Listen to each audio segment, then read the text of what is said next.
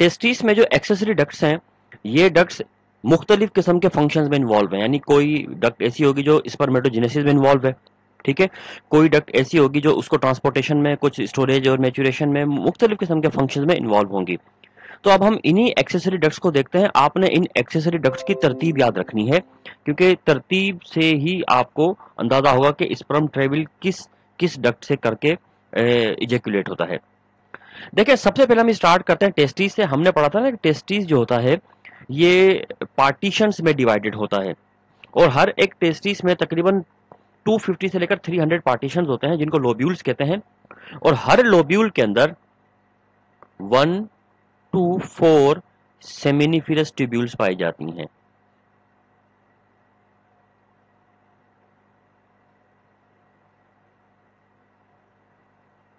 ठीक है।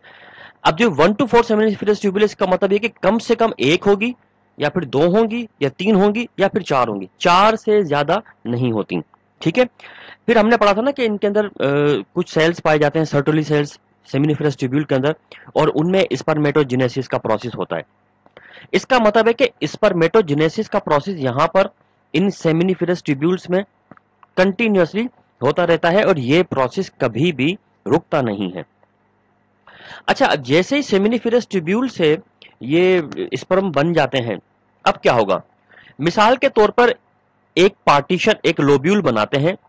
फर्ज करें कि ये एक लोब्यूल है, ऐसे, ठीक है। अब इस लोब्यूल के अंदर सेमिनिफेरस ट्यूब्यूल है, मिसाल के तौर पे ये एक सेमिनिफेरस ट्यूब्यूल हो गई, ये दूसरी सेमिनिफेरस ट्यूब्यूल हो गई। चलो, 3 सेमिनिफेरस ट्यूब्यूल इसके अंदर मौजूद है। अब सवाल ये पैदा होता है कि हर एक सेमिनिफेरस ट्यूब्यूल के अंदर अलग अलग स्पर्मेटोजेनेसिस का प्रोसेस हुआ है, तो उसके बाद ये स्पर्म जाएंगे कहां पर? देखें, इन लोब्यूल से बाहर जैसे ये सेमिनिफेरस ट्यूब्यूल मिलती हैं, तो ये सारी की सारी ट्यूब्यूल मर्ज हो जाती हैं, और मर्ज होने के बाद एक कॉमन ट्यूब्यूल बनाती हैं। This common tubule is called rete testis. ये ठीक है। देखें, इन पार्टीशन से जितनी भी ट्यूब्यूल है, ये बिल्कुल कॉम्पैक्टली प्लेस्ड है, इनके बीच में स्पेस कोई भी नहीं है। ये बाहर आने के बाद मर्ज हो रही हैं और एक कॉमन डक्ट बना रही हैं। ये जो कॉमन डक्ट है, दिस कॉमन डक्ट या common tube is called rete testis. तो रेटिटेस्टिस क्या करती है कि एक लोब्यूल में जितनी भी सेमिनिफेरस ट्यूब्यूल हैं, उनसे जितने भी स्पर्म बन रहे होते हैं, उन तमाम स्पर्म्स को कलेक्ट कर लेती हैं ये। ठीक है। फिर क्या होता है कि आगे जाने के बाद, मतलब ये आगे मूव करती है। देखिए, यहां से आगे आगे मूव करने के बाद आप देख रहे हैं कि ये है सारी की सारी, ये जो पूरी है ना सारी, ये रेटिटेस्टिस है। ये रेटिटेस्टिस भी यहां पर आकर देखे मर्ज होकर, कंबाइन होकर एक ट्यूब बना रही है, सिंगल ट्यूब। ये बड़ी कन्विलेटेड टाइप की ट्यूब बन गई है ये वाली। ठीक है। यानी रेटिटेस्टिस भी मर्ज हो जाती हैं, कंबाइन हो जाती हैं, और इनसे मर्ज होने के बाद नई ट्यूब्स बनती हैं। और इन नई ट्यूब्स को, नाम इनका नहीं लिखा हुआ, मैं लिख देता हूं, इफेरेंट डक्ट्स कहते हैं। इफेरेंट डक्ट्स कहते हैं इनको। ठीक है। ये इफेरेंट डक्ट्स रेटिटेस्टिस से स्पर्म्स को कलेक्ट करती हैं। तो पहले सेमिनिफेरस ट्यूब्यूल होती हैं, ये आपस में मर्ज होती हैं, और इनके मर्ज होने से एक नई ट्यूब बनती है, रेटिटेस्टिस। फिर रेटिटेस्टिस मर्ज होती हैं, और इनके मर्ज होने से ट्यूब बनती है, that is called efferent ducts. ठीक है। अच्छा, अब ये जो इफेरेंट डक्ट होती हैं, ये इफेरेंट डक्ट क्या करती हैं कि जितने भी स्पर्म जमा हुए हैं, पीछे से आए हैं, उन तमाम डक्ट स्पर्म्स को ले आती हैं एक जगह पर। ठीक है। और वो जगह क्या है? ये एपिडिडाइमिस। एपिडिडाइमिस।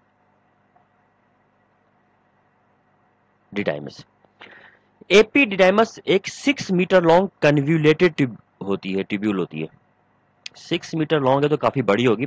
ये देखें किस तरीके से कन्व्यूलेट हुई हुई है, एक कन्व्यूलेटेड टाइप की ट्यूब्यूल होती है। ये कहलाती है एपिडाइमस। एपिडिडाइमस के अंदर स्पर्म आते हैं, और आने के बाद यहां पर स्पर्म क्या होता है? स्पर्म के साथ यहां पर आकर स्पर्म मेच्योर होते हैं। फाइनल मेच्योरेशन यहां पर होगी। ठीक है। मेच्योर होने के बाद वो मोटाइल हो जाते हैं स्पर्म, और इसके बाद स्टोर हो जाते हैं इजेक्यूलेशन के लिए। इजेक्यूलेशन का मतलब है स्पर्म्स को बॉडी से बाहर डिस्चार्ज करना। अब बाकी की एक्सेसरी डक्ट्स इस डायग्राम से हम देखते हैं। देखें, हम लोगों ने ये वाला हिस्सा कंप्लीट पढ़ लिया था, ये सारा जो यहाँ तक टेस्टिस वाला ये वाला पोर्शन है सारा मुकम्मल कर लिया, ठीक है। और ये थी एपिडिडाइमस। अब इस एपिडिडाइमस में स्पर्म आकर स्टोर हो गए हैं, मेच्योर भी हो गए हैं, मोटाइल भी हो गए हैं, सब कुछ हो गया। अब वो जस्ट वेट कर रहे हैं इजेक्यूलेशन का। इजेक्यूलेशन का मतलब होता है डिस्चार्जेस ऑफ स्पर्म। जब स्पर्म को बॉडी से बाहर डिस्चार्ज किया जाता है तो वो इजेक्यूलेशन का प्रोसेस कहलाता है। अब मामला ये कि सिर्फ प्योरली स्पर्म डिस्चार्ज नहीं होते, स्पर्म एक व्हाइट फ्लूइड की फॉर्म में डिस्चार्ज होता है, जिस फ्लूइड को हम सीमन कहते हैं। इस सीमन में एक तो स्पर्म होते हैं और कुछ सिक्रीशन होती हैं मुख्तलिफ किस्म के ग्लैंड्स की। अब जरा हम उनको भी डिस्कस कर लें कि कौन कौन से ग्लैंड की सिक्रीशन होती हैं और क्या क्या होती हैं। सबसे पहले जैसे ही स्पर्म डिस्चार्ज होते हैं तो आप देखें कि ये है एपिडिडाइमस, और इस एपिडिडाइमस से ये एक डक्ट और भी है, ये वाली, जिसका नाम है वास डेफरेंस, या इसको डक्टस डेफरेंस भी कहा जाता है। डक्टस डेफरेंस भी इसी का ही नाम है, ठीक है। इसको हम डक्टस डेफरेंस भी कहते हैं, ये भी इसी का नाम है। इस डक्टस डेफरेंस से क्या होता है कि स्पर्म ये यहां से इजेकुलेशन के दौरान ट्रेवल करते करते करते करते करते यहां पर, ये पूरी डक्टस डेफरेंस है, यहां तक आते हैं। लेकिन जैसे यहां पर आते हैं, देखें बाहर निकलने के दौरान रास्ते में ये एक ग्लैंड मौजूद है, पहला फर्स्ट ग्लैंड ये आता है, ठीक है। इस ग्लैंड का नाम है सेमिनल वेजिकल ग्लैंड, ये सेमिनल वेजिकल ग्लैंड है। अच्छा, सेमिनल वेजिकल ग्लैंड यहां पर भी है और सेमिनल वेजिकल ग्लैंड यहां पर भी, क्योंकि स्पर्म तो दोनों साइड से आएंगे। जब ये सेमिनल वेजिकल ग्लैंड स्पर्म यहां से ट्रेवल करके गुजरते हैं तो ये अपनी सिक्रीशन इसमें ऐड करता है। सेमिनल वेजिकल ग्लैंड की सिक्रीशन में क्या क्या चीजें होती हैं ये आप लिख लीजिएगा, मैं बता देता हूं आपको। इसमें शुगर होता है, ठीक है, फ्रक्टोज होती है, और प्रोटीन, अमाइनो एसिड भी होते हैं, सिट्रिक एसिड भी होता है, फॉस्फोरस होता है, पोटेशियम भी होगा, और प्रोस्टाग्लैंडिन भी होता है। ये तमाम चीजें, तो इसकी सिक्रीशन स्पर्म के लिए बहुत ज्यादा जरूरी है। ये सब चीजें क्यों है इसमें, यानी शुगर फ्रक्टोज क्यों है? एक्चुअली स्पर्म एक लाइव सेल होता है और उसको फीमेल के रिप्रोडक्टिव ट्रैक्ट में एटलीस्ट 24 घंटे गुजारने हैं। अब स्पर्म के अंदर अपनी तो कोई सेलुलर मशीनरी होती नहीं है, ठीक है, मतलब साइटोप्लाज्म उसमें बहुत स्कैंटी होता है, इसलिए अपने आप को जिंदा रखने के लिए इसको न्यूट्रिएंट्स की जरूरत पड़ती है, और वो न्यूट्रिएंट इसी सिक्रीशन से उसको मिलती है, ठीक है। तो ये सिक्रीशन है एक तरीके से न्यूट्रिएंट पहुंचाने का भी काम करती है उसके लिए। उसके बाद ये सिक्रीशन इसमें ऐड हो जाती है, फर्ज करें अब ये स्पर्म इस यानी सेमिनल वेजिकल को, ये सेमिनल वेजिकल की ये वो ट्यूब है जो कि सिक्रीशन ऐड करेगी, ये यहाँ पे एक ट्यूब होती है। अच्छा, ये ट्यूब मैंने यहां पर जो ट्यूब मैंने बनाई है, इस ट्यूब को हम एक्सक्रीटरी डक्ट कहते हैं, ठीक है। ये ट्यूब क्या कहलाती है? Excretory duct. ये एक्सक्रीटरी डक्ट है जो ग्रीन कलर से बन रही है, ये एक्सक्रीटरी डक्ट है। इसका नाम बुक में नहीं लिखा हुआ, आप लिख लीजिएगा, ये कहलाती है एक्सक्रीटरी डक्ट।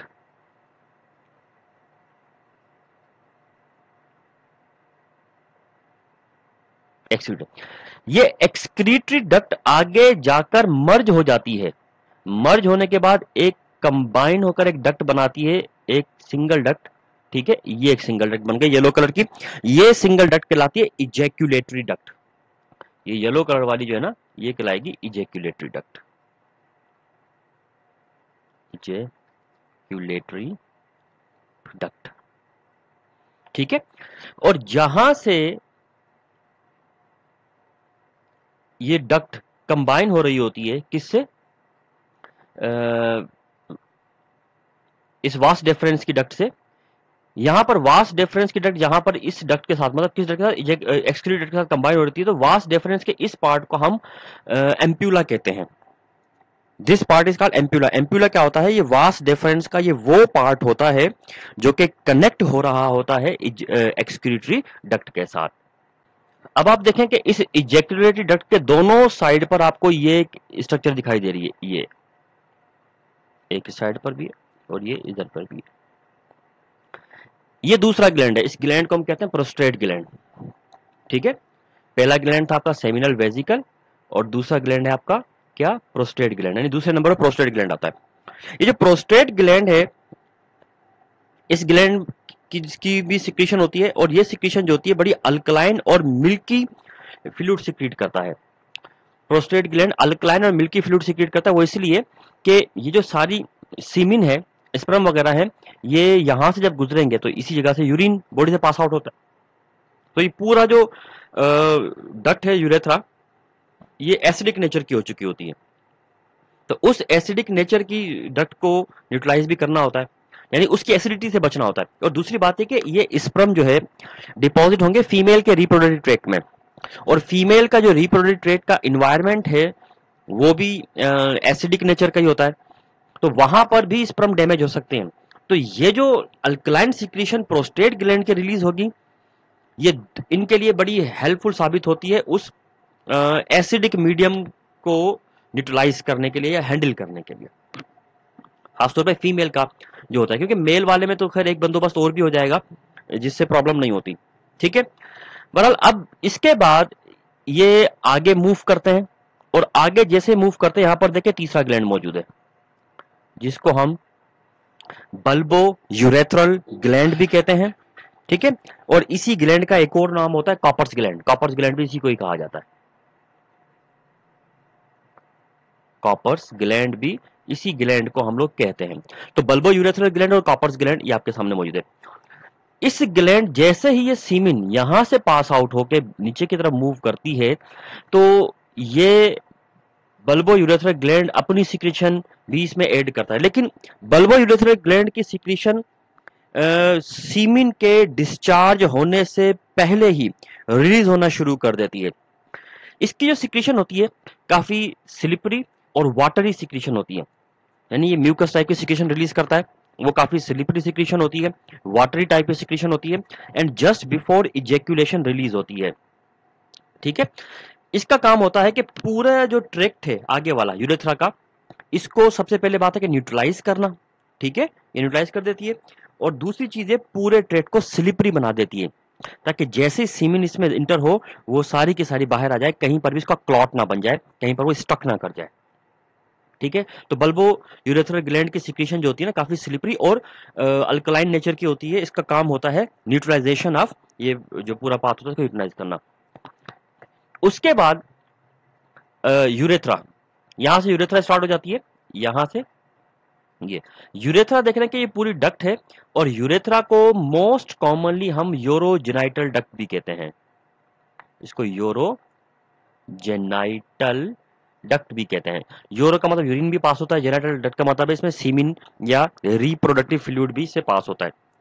यूरिन चूंकि एसिडिक नेचर का होता है, तो इसलिए इस यूरेथ्रा का इन्वायरमेंट एसिडिक ही रहता है, और ये बेनिफिशियल है हमारे लिए। बेनिफिशियल इसलिए कि ये एक रूट है इंट्री का। किसकी इंट्री का? ये रूट है पैथोजन की इंट्री का, इसलिए एसिडिक इन्वायरमेंट पैथोजन को इंटर होने से रोकता है, इसलिए हम लोग यूटीआईज वगैरह से महफूज रहते हैं। ठीक है, लेकिन यही एसिडिक मीडियम जिस तरह बैक्टीरिया के लिए नुकसानदेह है, ये स्पर्म के लिए भी नुकसानदेह होता है। इसलिए स्पर्म्स को इस इन्वायरमेंट से प्रिवेंट करने के लिए फिर क्या करते हैं कि उसमें पहले ये बल्बो यूरेथ्रल ग्लैंड की सिक्रीशन रिलीज होती है, जो सारे को न्यूट्रलाइज करती जाती है और स्लिपरी बना देती है। फिर पीछे से स्पर्म, सेमिनल वेजिकल की सिक्रीशन और प्रोस्टेट ग्लैंड की सिक्रीशन आना शुरू होती है।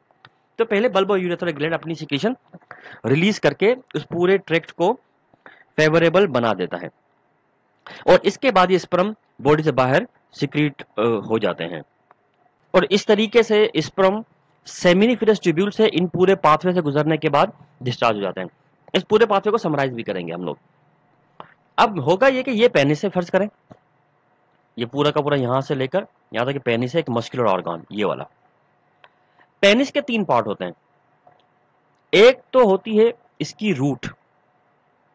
रूट कहते हैं पेनिस के उस पार्ट को जो कि अटैच होता है। पेनिस की रूट मतलब अटैच पार्ट जो बॉडी से है, वो रूट कहलाता है। उसके बाद दूसरा टर्मिनल एंड जिसको हम ग्लांस पेनिस या टिप कहते हैं, और उसके बीच का पार्ट कहलाता है शाफ्ट। ठीक है, मिडिल पोर्शन जो है ना वो शाफ्ट, द बॉडी आप कह सकते हैं कि पेनिस की जो होती है, पीनस की, वो शाफ्ट कहलाती है। अच्छा, ये जो शाफ्ट है, इसकी खास बात ये होती है कि इसके अंदर लेयर्स होती है इरेक्टाइल टिश्यूज की। Shaft contain layer of erectile tissue.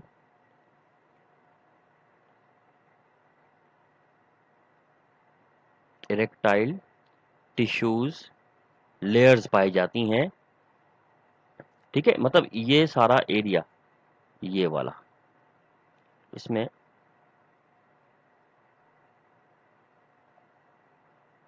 ये सारा एरिया, ठीक है, ये शाफ्ट, इसमें इरेक्टाइल टिश्यूज की लेयर पाई जाती है।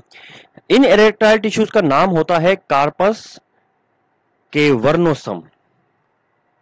कार्पस कैवर्नोसम इसको हम कहते हैं।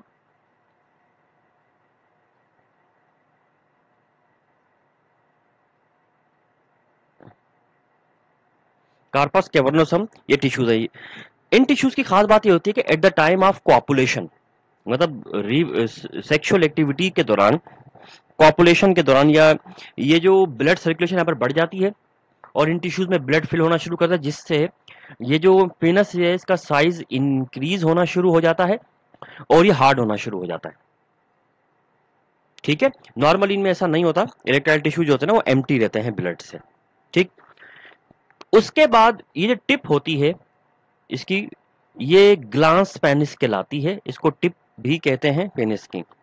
अच्छा, ग्लांस पेनिस जो होती है ये बड़ा सेंसिटिव एरिया है, बड़ा सेंसिटिव टू टच होता है, ठीक है।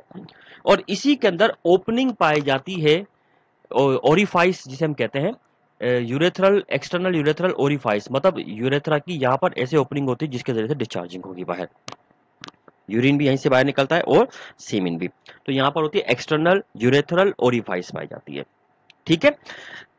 जो ग्लांस पेनिस है, मतलब इसको हेड भी कहा जाता है, इसके ऊपर एक स्किन की लेयर भी होती है, ठीक है, जिसको हम फोर स्किन कहते हैं। इस फोर स्किन को आमतौर पर रिमूव करा दिया जाता है सर्कमसिजन के जरिए से, क्योंकि ये पैथोजिन के लिए एक, मतलब लॉज हो जाते हैं पैथोजिन यहाँ पर आकर, तो ये बड़ी थोड़ी सी हेल्थ इश्यूज के एतबार से बिल्कुल भी ठीक नहीं होती ये चीज, ठीक है। तो ये एक्सेसरी डक्ट और इसका सारा डिटेल आपके सामने आ गया। इसके अलावा, अच्छा, इस पेनस को हम एक्सटर्नल जेनेटिलिया कहते हैं और स्क्रोटम को, scrotum and penis is collectively known as external genitalia. अब हम क्या करते हैं कि समराइज करते हैं कि जो स्पर्म है वो किस किस रूट के थ्रू ट्रेवल करके डिस्चार्ज होकर बाहर निकलते हैं। अब स्टूडेंट, हम इस पूरे के पूरे टॉपिक को समराइज करते हैं कि स्पर्म एक्सेसरी डक्ट में कहां से और किस किस रास्ते से गुजरते हैं। सबसे पहले होते हैं सेमिनिफेरस ट्यूब्यूल्स। सेमिनिफेरस ट्यूब्यूल्स होती हैं,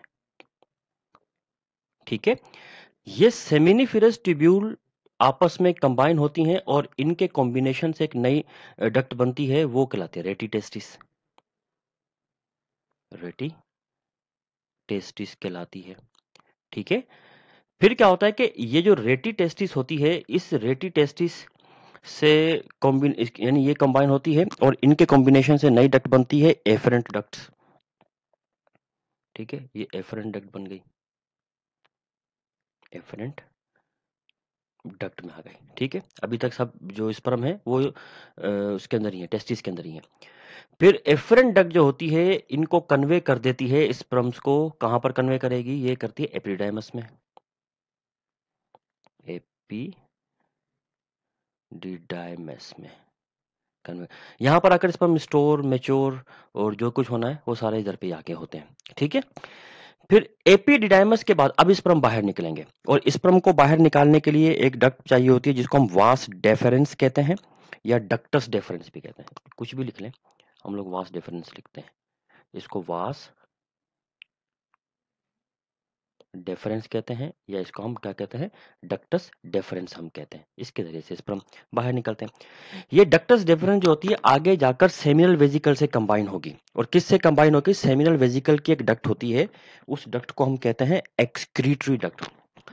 अब ये वास डेफरेंट का एक स्वेलेंट पोर्शन होगा, मतलब मिसाल के तौर पे वास डेफरेंस ऐसे हो जाती है आगे जाकर, यूं करके ऐसे, ठीक है।